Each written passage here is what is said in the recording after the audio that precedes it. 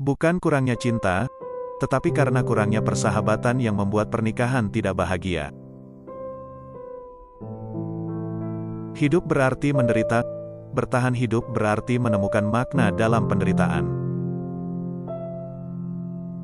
Kita mencintai kehidupan, bukan karena kita terbiasa hidup tetapi karena kita terbiasa mencintai. Apapun yang dilakukan karena cinta selalu terjadi di luar ranah kebaikan dan kejahatan. Akan selalu terdapat batu di jalan di depan kita, mereka akan menjadi batu sandungan atau batu loncatan. Itu semua tergantung pada bagaimana kamu menggunakannya. Cinta adalah keadaan di mana seorang pria melihat sesuatu dengan sangat jelas sebagaimana adanya.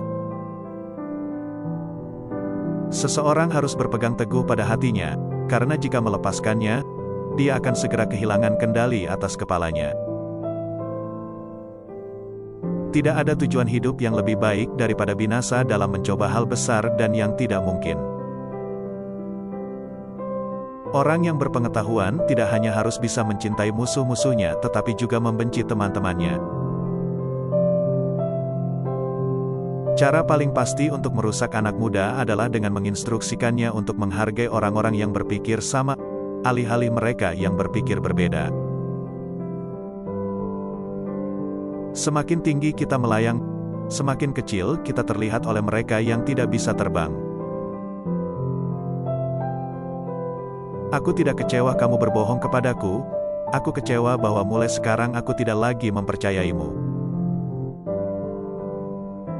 Cukup sulit untuk mengingat pendapatku, tanpa juga mengingat alasanku untuk itu.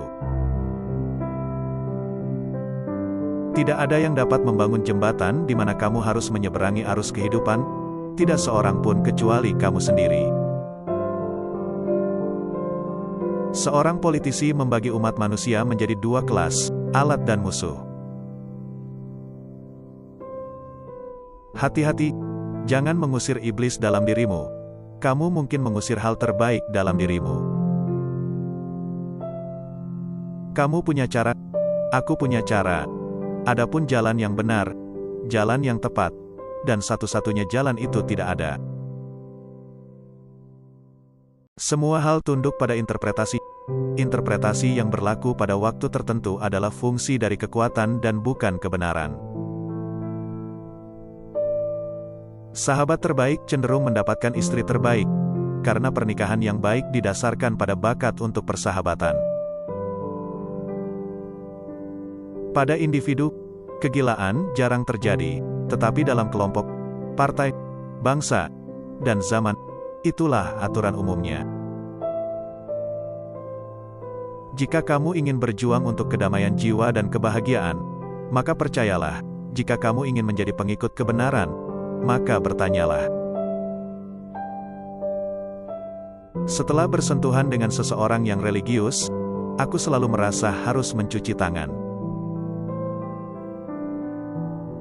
Apakah manusia salah satu dari kesalahan Tuhan atau apakah Tuhan salah satu dari kesalahan manusia?